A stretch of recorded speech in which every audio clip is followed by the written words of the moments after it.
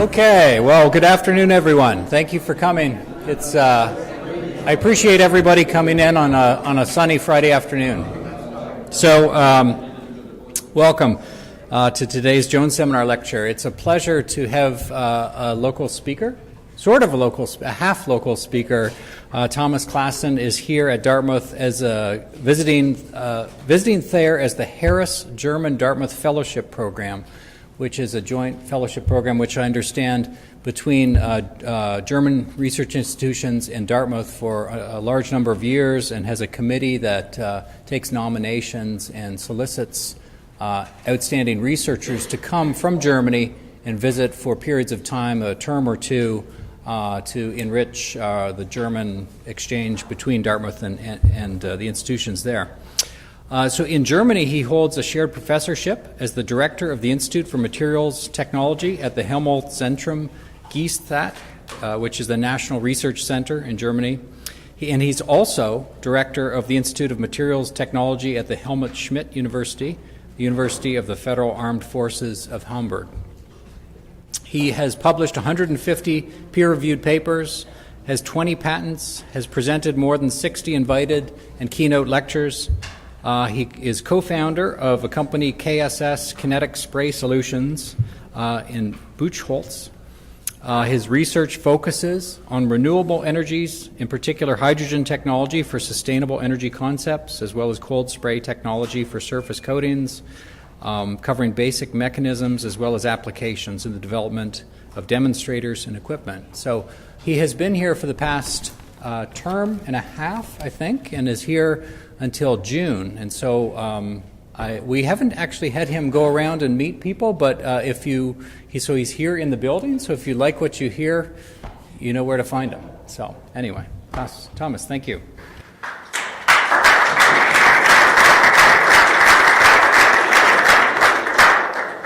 Thank you very much, Brian, for the kind introduction, and thank you all for being here and for having me here. I'm very glad to be at Dartmouth, and I'm very thankful for the supportive and constructive atmosphere here. I've been here in 2014, and I was glad to be selected a second time to be able to come back. So here I am, and I will talk today about one of our research fields, materials for hydrogen technology as key element for our sustainable future. But first, let me tell you where I come from and where I am in Germany. So our team is located in Hamburg and close to Hamburg. Helmut Schmidt University is very close to downtown Hamburg. And the National Research Center, Helmholtz-Zentrum Gießstadt, is in the forest far out of Hamburg and at a big river, Elbe River. So you can understand why I felt right at home here. So my research, I have some very good supporting teams. I will get to that. My research deals with hydrogen technology and coating technology. So I try to also build the bridge between the two. And the topics are renewable hydrogen production, efficient and safe hydrogen storage, but also kinetic spraying and thin film X-ray optics. And we have partners everywhere, and one of the nice and very good friends and partners is Dartmouth, of course. And we do a lot together in kinetic spraying in particular. So this is my team, and I'm very happy. They are all very much engaged and working hard, even if I'm not there. So I have to check that from time to time, but I'm pretty sure they do a really good job. So there's a smaller team on hydrogen generation that's just started 3 years ago, and it's growing. And there's a bigger team on hydrogen storage, and at the university we have the team on kinetic spraying. And actually there are always some Dartmouth students also involved in coming over, like on this image also here, and some students also from other institutions. So we have a frequent exchange. And I have my fan club in the back, actually. Vart has been in Germany already. You can ask her how it was. And the other two have been long time in Germany, and they are now here. And you can ask them how they feel about being in Dartmouth. So let me take the opportunity to introduce a little bit the research center. All about hydrogen is actually taking place at the research center. So the center belongs to the Helmholtz Society. It's the biggest society in Germany, bigger than Max Planck and Fraunhofer. And our center has a total budget of 95 million and about 850 employees, and is devoted to climate research and materials research. The mission is to bridge the gap between Max Planck and Fraunhofer, that is, take something out of basic research and bring it all the way to application, do the translational research that's necessary, and do that for long term, can be 30, 40 years on one topic. So the topics we are working on: preserve resources, guarantee mobility through lightweight and multifunctional materials, enable regenerative therapies through new biomaterials, and understand the change of climate and coastal regions and communicate climate knowledge. So in material science, of course, I'm convinced, and you hopefully are too convinced, that material science is a key technology for everything. Technological process is largely based on advanced engineering materials, and we would like to contribute to saving resources by lightweight raw materials and saving resources also in fuel. Lower energy consumption and reduction of CO2 emissions, that's a research focus, research topic at the center also, and improved quality of life, health, and clean air. So I will talk a little bit about the different things later. So it's everything starts at the basic material science. So we try to design alloys and materials, but we also have industrial production facilities. So like we have a foundry for magnesium, and we have roll casting facilities that you also find in the same way in industry. This is all to produce new lightweight materials that fulfill the expectations you may have and save resources. So this is not running. Well, I can get it.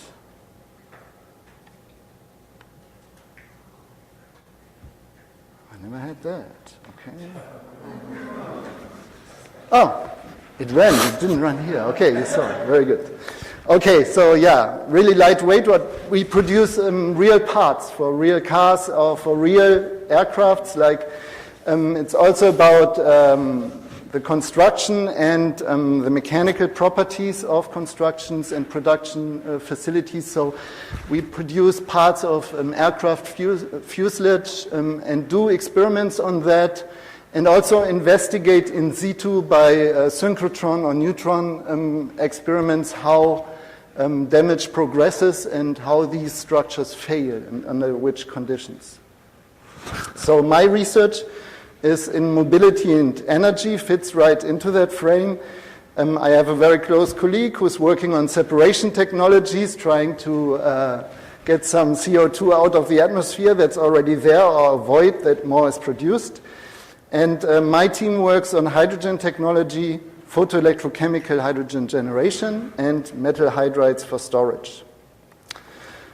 So hydrogen, I'm convinced, is the ideal future energy carrier, at least one of them. You can store renewable energy in form of hydrogen. You can use it in decentralized energy supply and for zero-emission vehicles. Actually, is there a pointer? Maybe I use it here. Okay. You have a pointer somewhere, Brian? I haven't. So no, then it's okay. I will do it without. So you can actually produce hydrogen by regenerative energy from water, splitting water molecule, and you get hydrogen and oxygen. And you can use that again in fuel cells to retrieve electrical energy, and you get a closed cycle without any harmful emissions. So I would like to talk today first about photoelectrochemical hydrogen production, how we do that, and then I get to storage of hydrogen. So basically, you can split water by applying electric voltage to it. As you can see in the schematic here, if you have water that's ion conductive, you will have two partial reactions on metals. One will split the water into oxygen and protons, and you need electrical current, you need power for that, and the electrons take the bypass all around, and the hydrogen ions, the protons, go through the solution, and they reunify on the other hand. So it's basically a reverse fuel cell that you can use. And you can see here in the diagram that's underneath current density over potential. And as you apply a certain potential, you can see nothing happens much until you reach the 1.23 volts.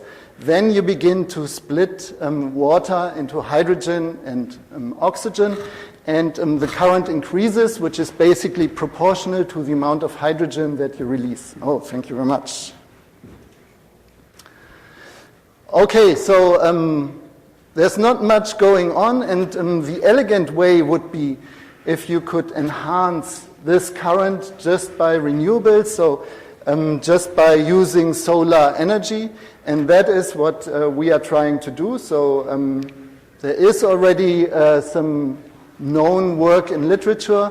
If you take photoactive semiconductors like titanium dioxide, and you deposit that on your electrode and shine light on it, it can actually support the splitting of the water molecule and can help you increase the yield. So this is what you see here. You can increase your current a little bit under illumination as compared to the dark electrode. So we have a very good team for surface coating, so it was near at hand to actually try to deposit semiconductors by cold spraying. This is a technology that was developed at Helmut Schmidt University, and cold spraying is a fairly easy process. You use a compressed gas, you pass it through a de Laval nozzle, and you reach in the smallest cross-section the speed of sound. And as you expand, you can reach several times the speed of sound, and you take a little bypass and feed powder into the gas stream. So the powder is accelerated and impacts on the substrate at high velocities, up to 1,000 meters per second, and at high temperatures. So the semiconductors usually don't deform very much, and they are pretty rigid. So we have done simulations, rigid particles onto a metallic surface, and they actually deform the substrate and penetrate into the substrate, which is very good because it eliminates any surface contaminants between the semiconductor and the electrode, and the deformation creates additional heat for bonding of the particles, so they are quite long-lasting coatings as compared to other technologies. So this is how it looks like in cross-section in the microscope. So here are our titanium oxide particles embedded, in this case, in an aluminum substrate. And you can take a closer look at the edge and also in the inside. The inside is still nanocrystalline. That's a precondition to have good photoactivity. So that's important, and this is something that we can fulfill with our coatings. The interfaces are very good. Actually, they are hard to distinguish, even in TEM. They are atomically sharp, and that gives you very good electric contact between the semiconductor and the back electrode, because your charge carriers have to travel from the surface to the electrode to let the whole process happen. Then you are also concerned about surface area. The higher the surface area, the more roughness you have, the more light you can harvest. And at the same time, you have more reaction surface with your water.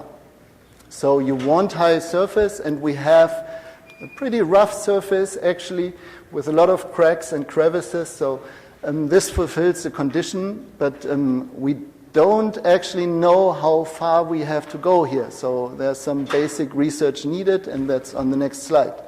What we don't know is actually about the charge carrier transport. So your reaction happens at the surface that's irradiated by light, but then your charge carriers have to travel through the coating to be transported away in the electric conductor.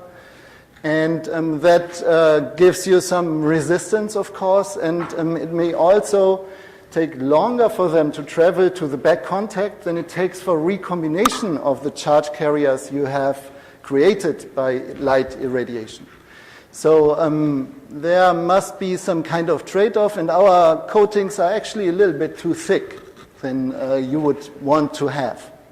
But I get to that later also. So regarding the surface area for light harvesting, we do some basic research together with a friend of mine at Berkeley Labs.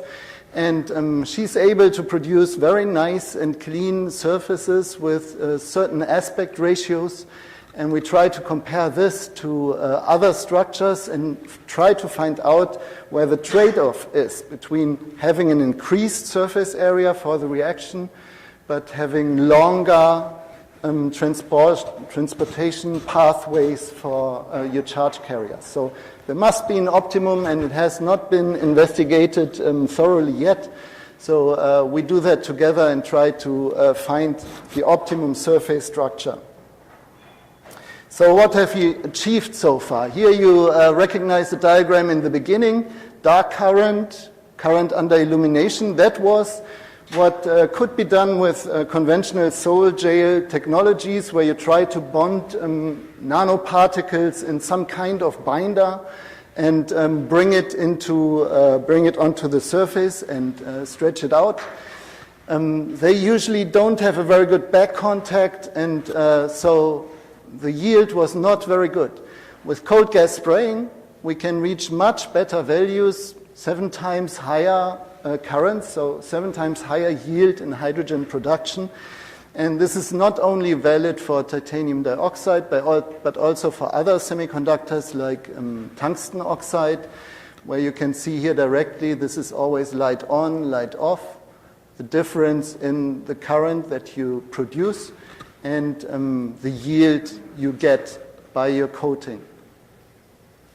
As I said, it depends very much on the recombination rate of your electrons and holes in your semiconductor. So that makes a difference here and here between titanium dioxide and tungsten oxide. And we have also used other semiconductors, bismuth vanadate and iron oxide. And they turn out not as good as you would expect because the charge carrier lifetime is too short. So we really have to go for smaller particles. So I get to that. So as an intermediate conclusion here for the hydrogen generation, we do some basic investigation about the aspect ratios we want to achieve. That's also corresponding then to the kind of particle size that you use in cold spray that will give you a certain roughness. We have very high activities of our coatings because we don't use any binder and they are just bonded by the deformation heat of your substrate during deformation. In addition, we can do a very easy scale up. We have already done square feet of these coatings, and they are very easy and cost efficient to produce. And we have brought it already to the first test cell, so this is a small cell actually, but it gives you 7 times higher efficiency than you usually get from conventional cells. So, little outlook here in the future. So we will try to take smaller particles in kinetic spraying. The problem is, so far we have done everything in atmosphere, and if you take small particles, they don't really reach your substrate. They always go with a gas flow and are gone. So you have to go in vacuum then, and we have currently built a chamber. It's supposed to go into service any day now.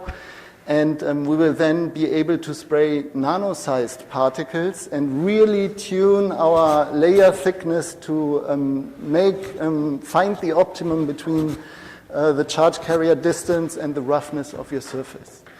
And a very important person here is Horst Richter, who is not here. He wanted, yeah, but he will have to look on that on YouTube then. But he actually knows. So he's helping us a lot with designing the nozzles for the process, and he currently works on calculating and simulating what we would get with nanoparticles in a vacuum. So this is a long-term relationship, and he's actually also the person who suggested me here. And I'm very thankful for that, and also thankful to Ulrike and Erland who supported that. So otherwise I would not be here. Okay, then I come to hydrogen storage. Hydrogen storage, or energy storage in general, in particular for a car, you have several alternatives. This is the regular combustible fuel, hydrocarbons. That will give you a very low volume and weight to reach 500 kilometers range. That's what the figures here say. Everything weight and volume based for 500 kilometers range. And it actually tells you what your energy carrier consumes and what your system will add to that. So for diesel, you are well off, but that's not really a solution for the future. Then for hydrogen, you need about 6 kilograms of hydrogen for 500 kilometers range. However, it's not easy to store hydrogen, and for the storage system, you need another 119 kilograms. So altogether, it's 125. And in volume, it's also difficult. Even if you press hard, you will end up with 260 liters volume in your car. But you also have to compare that to batteries, lithium-ion batteries. They will actually be a lot heavier than hydrogen. That is why the range of battery electric vehicles is a lot shorter at the moment than for fuel cell vehicles. You simply can't take that much with you. So this is actually what we are aiming at, storing hydrogen in some form. And there are different ways you can store hydrogen. So, okay. You can store hydrogen as a compressed gas. So you take an empty cylinder, you press really hard, you can go up to 700 bars, that's 10,000 psi. And you can have specialized cylinders, carbon reinforced composites that are light and can still hold the pressure. You still have high volumes. This is for 200 bars. If you would compress it to 700 bars, you would end up in this volume that's corresponding to liquid hydrogen. However, hydrogen only gets liquid at 20 Kelvin, so you need to cool down quite a bit, and you lose a lot of energy cooling down. So about 1/3 of the energy is consumed for cooling. And what we actually try to do is take metals and store hydrogen in metals. Now that's actually surprising first. If you have like a liter volume and you have an empty container, you can press 700 liters into it, so compression factor of 700. It's about the same as you get for liquid hydrogen. If you would have a solid block of magnesium or iron titanium, you can actually store double as much in here. It's already full, but hydrogen, there's double as much hydrogen fitting in than in an empty container. The reason is that the hydrogen splits. And you don't store hydrogen molecules, you store hydrogen atoms in your metal lattice, and they are very small and fit in between, and you have a chemical bond. Okay, and depending on the metal you use, you also can get very high efficiency. So it can be up to 90% efficiency, so you don't lose very much. It's basically heat, and I will get to that. It's a very safe alternative of storing. You can do that at low pressure and at ambient temperatures for some materials. So what we do in metal hydrides, we do a lot of basic research, thermodynamics and kinetics of the material to actually make it happen, to get hydrogen in. But then if you want to design a tank, you also need to care how you pack your material in the tank so that the hydrogen can reach everywhere, but at the same time you can withdraw all the heat that you produce. So there are some issues involved with that, and we do a lot on tank design, and we also do upscaling of materials production. So we start in the laboratory scale with 100 milligrams for the basic investigations, and we bring it all the way up to 100 kilograms of material for storing the 5 kilograms of hydrogen in your car. And we go to demonstration. I will get to that in the end. We also have a student team who is running a car, so they do a good job on that too. So metal hydrides, how does it actually work? It is a chemical reaction between hydrogen and certain metals. So it's all related to thermodynamics. So this gives you the state of your system. This is the interaction, chemical interaction between the metal and the hydrogen. And here we have the entropy. So that basically tells you whether you bond hydrogen or not. So delta H, the chemical enthalpy, will always say, go for bonding. So it will try to form the metal hydride. Entropy, on the other hand, will always try to separate it, because the entropy of a gas is so much higher than any solid that it always wants to have the metal and hydrogen separated.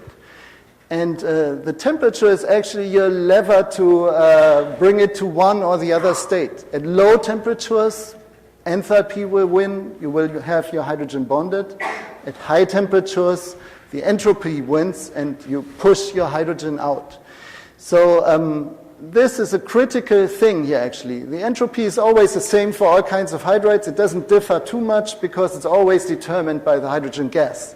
But the different metals will be distinguished here by their bonding energy to hydrogen. And this is what we have to play around with. This will determine reversibility. If that is too high, hydrogen will get in but never come out. It will tell you the temperature of operation, because the stronger the bonding is, the higher the temperature has to be to bring it out again. It will also tell you something about efficiency, because the heat exchange between bonding and not bonding is what you actually lose in every cycle. So the stronger the bonding, the lower the efficiency. And it will give you the driving force for the whole kinetic reaction, because you also have to consider how fast does hydrogen come in and how fast can you form the metal hydride. That is, how long do you spend at the filling station before you can drive off again. So this is all interconnected, and here we have to tune the alloy. We have to do alloy design based on the thermodynamics. And here we have to systematically analyze what's going on when hydrogen is stored or released, and we have to find ways to speed up the reaction. And both come together in the heat management of your tank.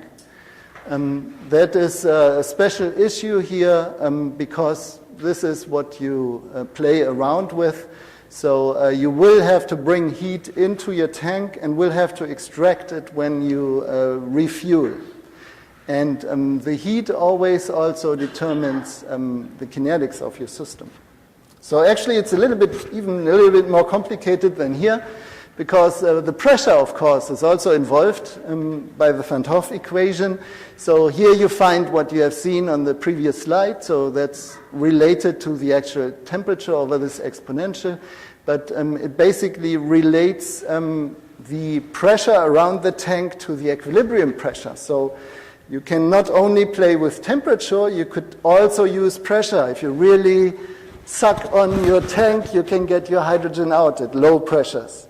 Or if you increase the pressure very high, you can also get hydrogen in even if the temperature is high.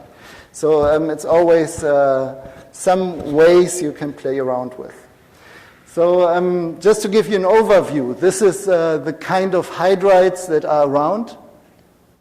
And you see here the reversible capacity in hydrogen. So you want to have, of course, a lot of hydrogen in your car, so you can drive very far. So you want to go up here in that region.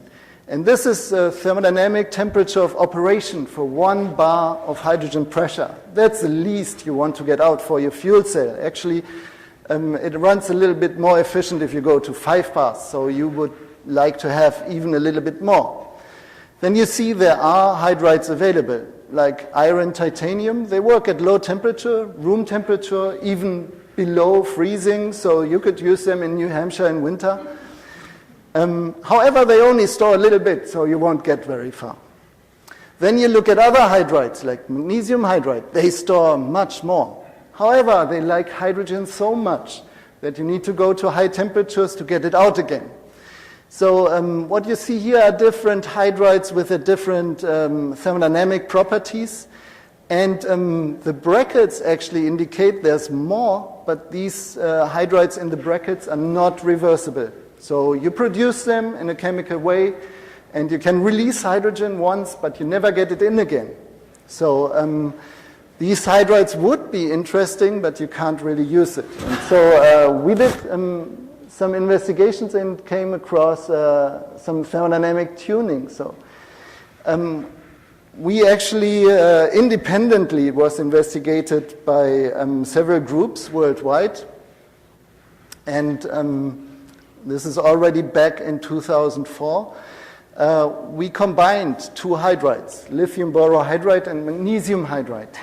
Now you would say, okay, this is up here, this is there, so you would end up here, somewhere in between. But this is not the case. And the reason is if you take the 2 hydrides and you release hydrogen, magnesium and boron react to form magnesium diboride. And this reaction is exothermal, so it compensates for the endothermic hydrogen release. So by that way, you have your heat source built into your tank already, and that reduces the theoretical temperature of operation down to about 160 degrees C. And meanwhile, we have identified other systems where it's also applicable, and the most recent is actually the calcium borohydride system with magnesium. So far, we have tried that already some years ago, but it was only partially reversible. There are so many competing reactions that we couldn't get full reversibility. However, just end of last year, we found a way to actually make it fully reversible, and we are currently trying out whether we can let it work at low temperature also, because you always have to keep in mind you have your fuel cell on board, and this runs at the most for the newest generation of fuel cells at 180 degrees C. So you want to use the waste heat of your fuel cell to bring the hydrogen out of your tank. So that means you will have to come into this temperature range, and only these candidates actually fulfill that condition. So this is a thermodynamic side, and the other side is kinetics. So for kinetics, you have to be aware what kind of steps are involved to get hydrogen into a block of metal. So you start with a metal hydride, with a hydrogen molecule. You have to split it at the surface. So that can be supported by adding certain catalysts for the gas-solid reaction. Then hydrogen has to go subsurface, has to react and form the metal hydride. And the metal hydride is actually formed by nucleation and growth. So what you want is a lot of fast diffusion passes along grain boundaries, and you want to have nucleation sites. So that can all be done if you decrease your crystallite size in your material, so we can work on the microstructure of our material to bring that down and enhance the kinetics.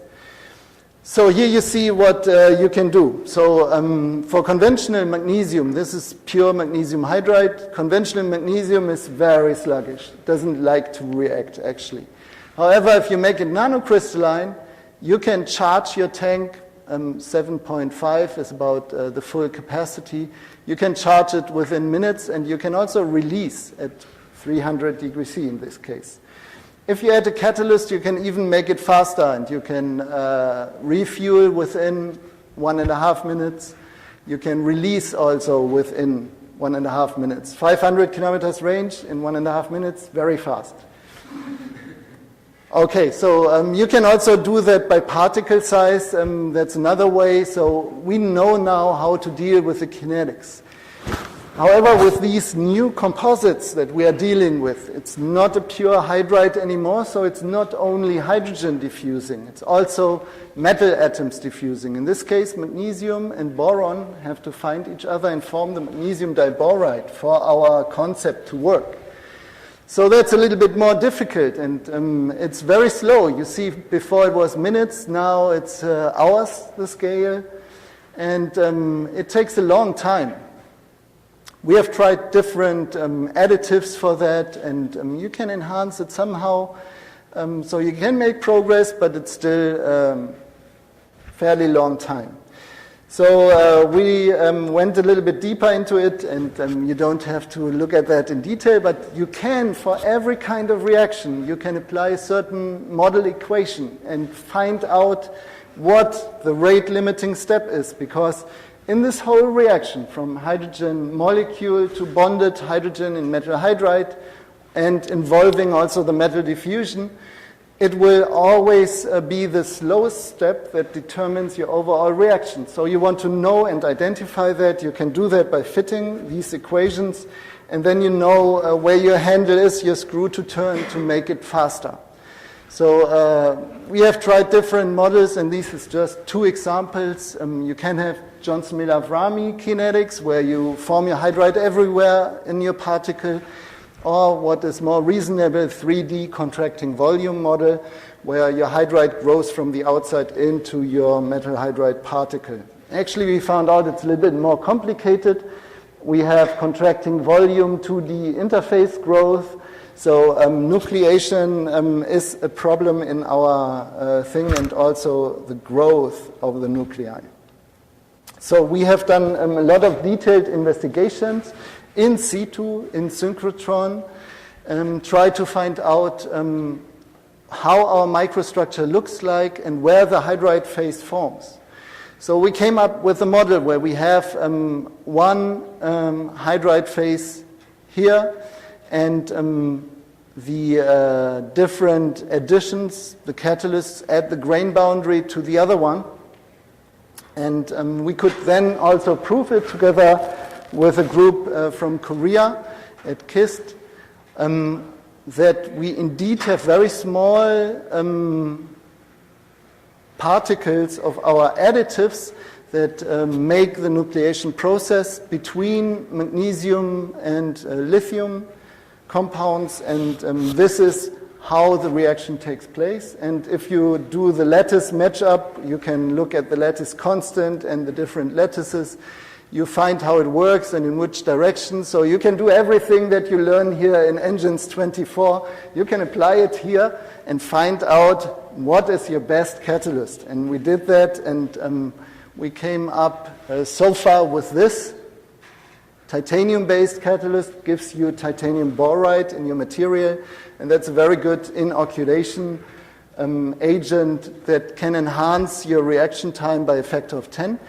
However, you have to see that's still quite sluggish, and it's depending on temperature, how fast that happens, temperature and pressure. But that's not all. We have more problems. And this is something also that battery guys encounter. So you get a step further, but you realize there's more to it. And in our case, this is how the surface looks like after some cycles. Very beautiful for a crystallograph, but it's not what we want. So actually, the two components decompose. Long range, and it's very difficult to get the reactants together again and have our concept work.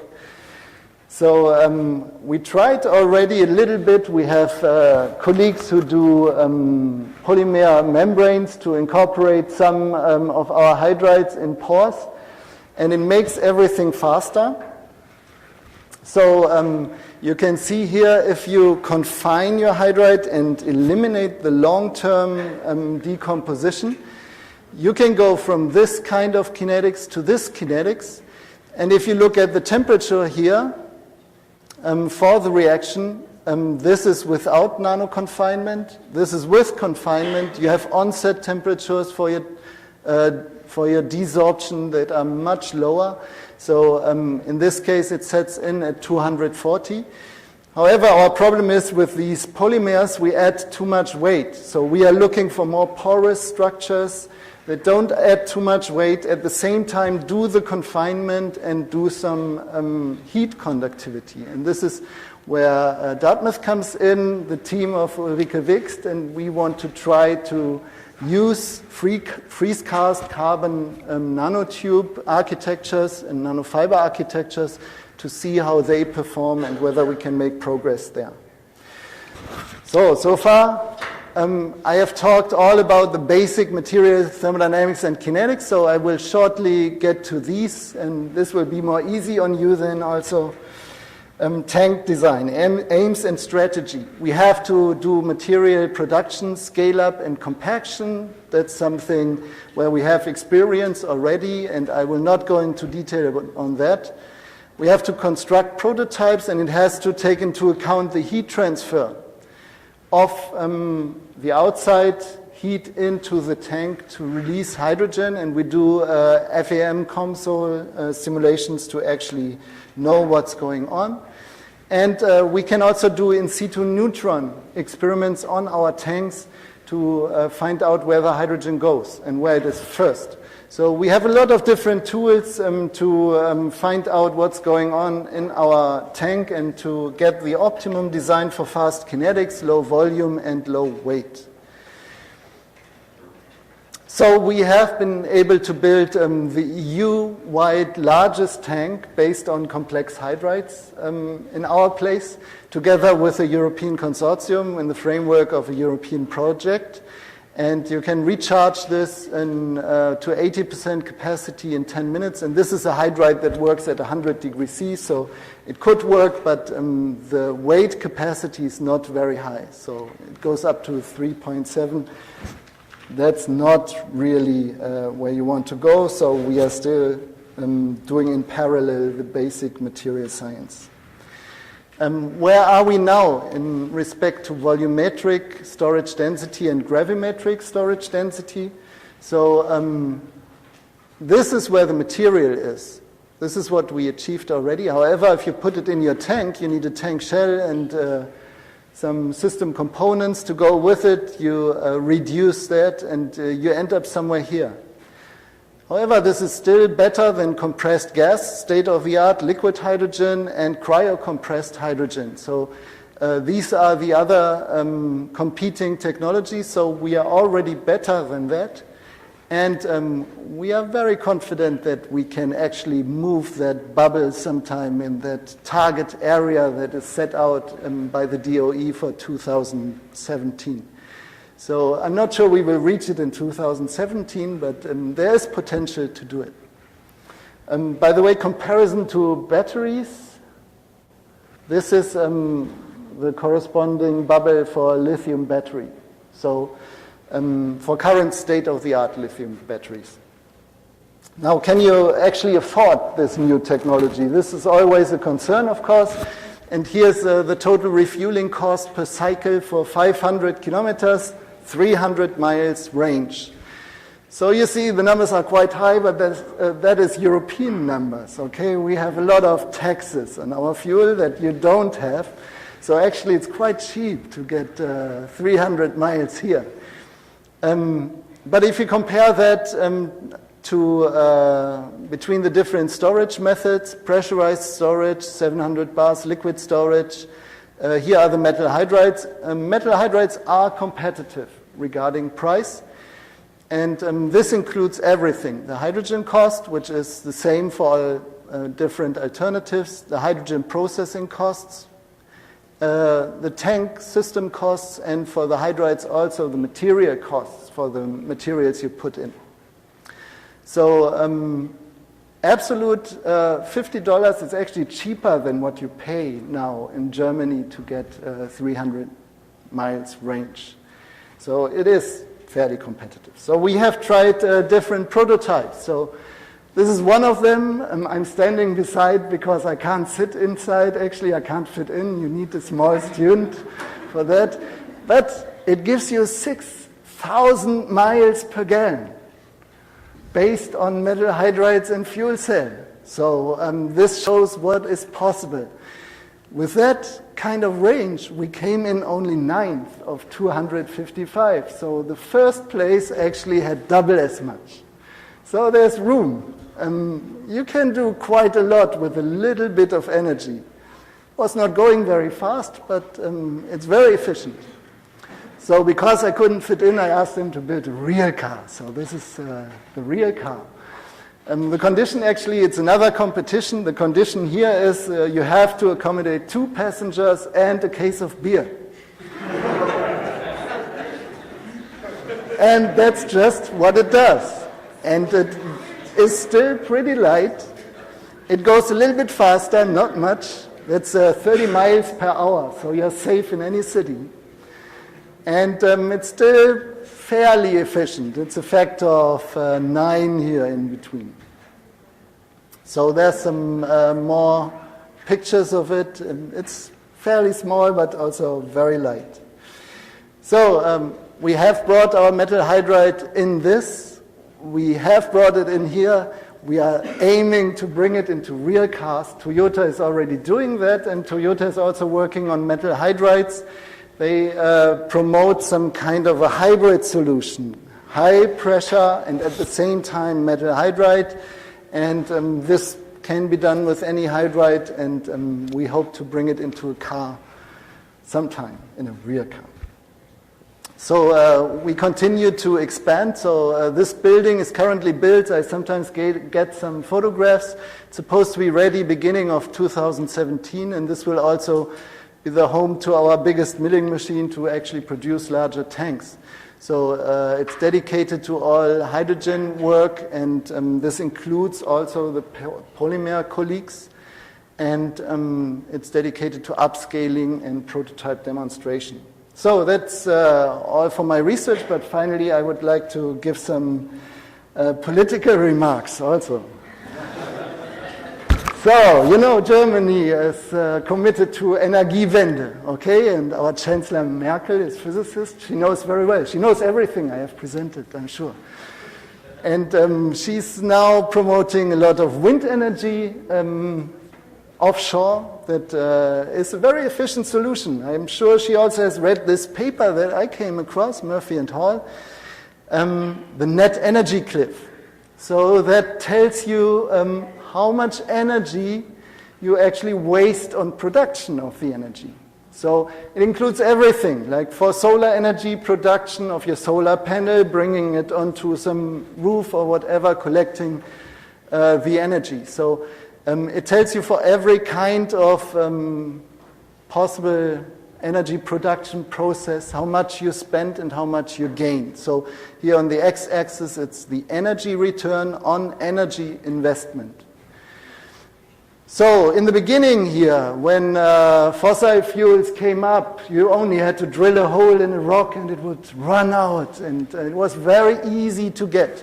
So you only needed very little tools, and you got a pretty good return of investment. You just spent like 2% of the energy you gained for retrieving it.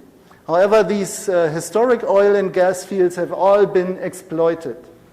And now we are facing new challenges. You have to drill in the deep sea, or you have to extract oil from tar sands. And then you spend much more efforts, and you end up somewhere here. So the ratio is not as good anymore. And you can compare that to solar energy in different areas of Earth, or to wind energy. And you see we are already, physically, we are in the age of renewables. So it doesn't, physically, from an energy standpoint, it doesn't make sense to exploit tar sands. You can also think about biofuels. Sugarcane ethanol in Brazil is still fairly good.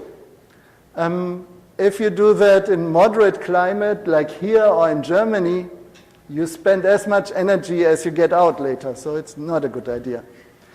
Nuclear, by the way, is not much better than tar sands if you consider everything. So in Germany, the renewable energies have increased quite a bit. Here is water power. It's pretty constant. There's not many more valleys we could flood to get more water energy. But wind is constantly increasing. Wind onshore, and here is beginning wind offshore. There's supposed to be some wind parks off the German coast. Actually, Germany is planning to get everything filled up with wind energy mills. So just leave a small path for the ships coming in. So biomass is also increasing, and photovoltaic is heavily subsidized, but it's also on the rise. There is sometimes news like this. Germany has just got 78% of its electricity from renewable sources. Wow, sounds very good, but that was a sunny day in summer, and it was a Saturday. So everybody was out, not much energy was consumed. So this is not really counting. So you have to go for the average. So this is the German energy consumption per year. 647 billion kilowatt hours. And here you see the mix. We have some nuclear energy still, although we have committed to shut that down. Some fossil, like natural gas. And here is actually hard coal and lignite, also coal. So these are the CO2 producing technologies. And here are the renewables: wind, biomass, solar, and hydropower. So there's a certain kind of trade-off here, and it's kind of a problem in the intermediate phase, because nuclear and renewables don't mix at all. Renewables are not very constant. The wind blows, but then it doesn't blow. The sun shines, but then there's a cloud, and so they're pretty fluctuating. You can't really take a nuclear power plant up and down in a minute range. So this always has to run constantly. And if you let that run constantly, then you don't have enough space to feed in renewables, so they don't really mix. That is why Germany still has a lot of coal plants, but the plan is to shut them down one after the other and replace them by renewables. And actually, in the meantime, I have colleagues who work on exhaust cleaning of the coal plants. So they produce membranes that take all the flue gas, which is quite a bit, with all the components that are very aggressive, and try to filter the gas and take the CO2 out. And they have already a demonstration plant in one of the coal power plants in the mid of Germany. And there's another spin-off here that's an algae house in Hamburg that's supposed to be our future. So all the walls are actually aquariums growing algae. And to feed the algae, you need CO2. So it's consuming CO2 from the surrounding atmosphere. It's filtering and enriching it by membrane technology. And the algae grow by consuming the CO2. And you can harvest them and use them for biofuels later. So this is one of the future projects. So that was on civil engineering fair in Hamburg and has reached quite some publicity. Then finally, about the technologies we have now. Here in the US, fracking is a lot of discussion here, but also in Germany, they want to get permission there too. Here it's tied to earthquakes, increasing earthquakes since they started fracking. What I find more serious actually is the Canadian oil tar sands. They leave behind the desert, so you need 54 barrels of fresh water for every barrel of oil, and they just dump it into some waste lakes to deal with it later. They don't know how to deal with it yet. It contains a lot of arsenic and others. So this was a rainforest and now is a desert. Now, more important, and I have a lot of colleagues at the research center working on climate, is actually the climate goal. If we really are serious about 2 degrees, and my colleagues say we can't do that anymore, we have to take carbon dioxide out of the atmosphere to reach 2 degrees. If we really act now, we may be able to keep 3 degrees, but 2 degrees is impossible with the status quo. So if we really do that and are serious about it, all the fossil fuels are worthless, and all the stock value of the oil companies is valued by their reserves. So everybody is expecting now that the stock goes down, and maybe that's also the reason why they try to sell everything they have now very cheaply and don't agree on any rates anymore, because they're afraid that there will be heavy taxes imposed on it and that they won't be able to sell anything anymore. So I've read Divest here on the campus also, but I don't know if everybody's familiar with that. That's a big movement worldwide now, trying to get the big investors out of oil. So Stanford has already taken 18.7 billion out of oil in 2015. And you can see a website here that's from my colleagues in climate research. It actually tells you, it's an EU project together with partners, tells you something about the impact that 2 degrees C warming, global warming, would have on different kinds of things. So it's not just getting warmer, it's getting more extreme. Cold regions get colder, hot regions get hotter. You have more severe rainfall. So there's a lot to learn from that. So I advise you to have a look at that. Finally, to end with, I give you a commercial by Toyota. I like very much, so maybe you know it already, I don't know. Over the next year, we'll be faced with a decision to support, oppose, or even ignore the future of hydrogen-fueled propulsion. While there's no doubt that the need for an alternative to fossil fuel is real, the debate around hydrogen will intensify. There will be the naysayers, the handbrakes who say that it can't be done, that it's unsafe, that there's no infrastructure to support it.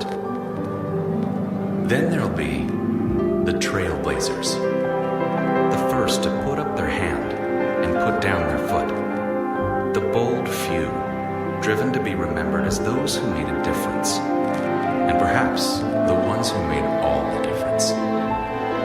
So, as we travel down this hydrogen-paved highway, ready to mark a turning point in history, the question isn't if you'll turn, it's when.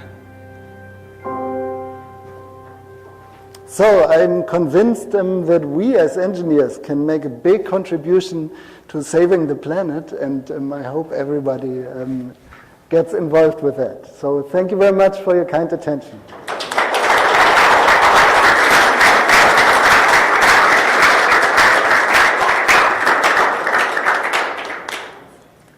Well, it's very inspirational, Anna. So we have time for a few questions.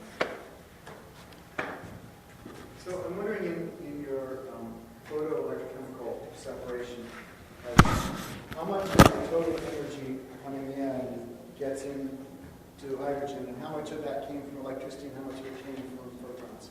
Yeah. So for the so far we are in the beginning. We have just started, and efficiencies are low. In lab scale in Switzerland, the records that have been shown is you get like 17% overall efficiency. So that's below photovoltaics and hydrolysis, actually. So you would still be better off just taking photovoltaics and, yeah. However, we think we can do it much cheaper. So with our coatings, we think we can find a niche where we can produce hydrogen more cheaply. It will be less efficient, but it will be much cheaper than photovoltaics and hydrolysis. And the cell itself is quite complicated. So on one hand, you support the splitting of water by your photo semiconductor. On the other hand, you have some additional photovoltaics involved that give you some certain potential. You don't need the full potential for splitting hydrogen, but both together actually do the job in your cell. So yeah, we are still far off being efficient, but I think there's a perspective for it. So.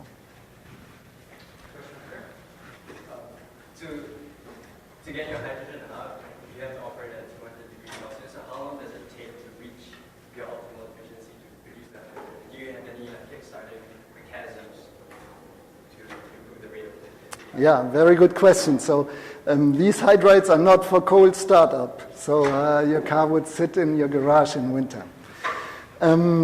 Yeah, we can, of course, use some of the energy. So this is what Toyota promotes with their hybrid tanks. So they have some volume where you have compressed gas in your tank, and you can use that for heating up your tank. It's not very efficient, though, if you imagine that you go a certain distance, let the car cool down, then start again from cold.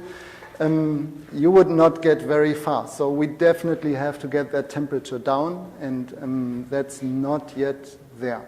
So we have some hydrides that work at low temperature. They are a little heavy. They are about the same as batteries, so the only advantage over batteries would be fast refueling.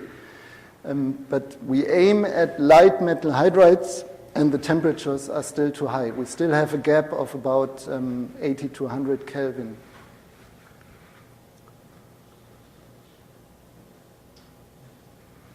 Benoit. I'm surprised that the first applications are those small cars. When I thought that maybe the first future of fuel cells was in municipal buses or trucks, larger vehicles where there's more room. Yeah, actually there is one commercial application already that I didn't show, and that's submarines. And submarines, there are submarines running on fuel cells. It has a lot of advantages. Strategically, you can sneak up on your enemy without any noise emission. Otherwise, you can just hold a microphone in the water. You see them hear them coming for a long time. Not with fuel cells. They run cavitation-free, and the propeller runs cavitation-free, and they don't emit anything. They don't emit heat because the fuel cell, the heat produced in the fuel cell is absorbed by the hydride. They take oxygen in liquid form and metal hydride with them. They react to water, and the water is stored in the ship, so it doesn't, it needs no balancing, so it's all done. And yeah, that's strategic advantages. So they are the biggest consumer of metal hydride so far. They have a lot of tanks around the body, actually, and a lot of them are sold. So it's not comparable to an atomic-powered submarine. Atomic-powered submarine is like a big city underwater. These submarines are for coastal areas where you don't, where you are more in shallow waters, so they are smaller. But yeah, they sold a lot of them. Actually, we had some projects on those also. They were asking for help, but then they didn't want to pay because we are a University of the Federal Armed Forces, so we didn't get the project finally. Okay, well, I will remind everybody, Professor Klassen is here as a visitor, and he's here till the end of June. So if you hear something you're interested in, obviously Yes. you can find him. He's here to talk to. So. You can stop by and Thank you discuss. very much. Thank you.